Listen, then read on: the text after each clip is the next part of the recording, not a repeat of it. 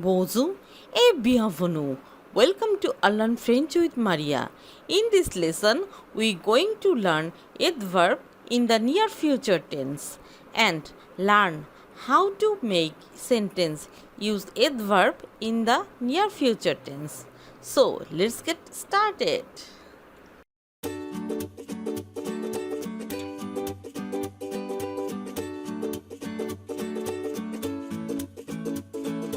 Je vais être. I am going to be. Tu vas être. You are going to be. Il va être. She is going to be. Il va être. He is going to be. Nous allons être. We are going to be. Vous allez être. You are going to be.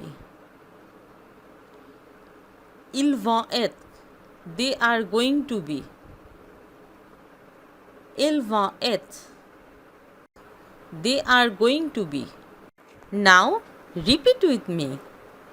Je vais être. Tu vas être. Il va être. Il va être. Nous allons être. Vous allez être. Ils vont être. Ils vont être. Here are some examples. Vous allez être en retard. You are going to be late. Tu vas être très aimable. You are going to be very kind.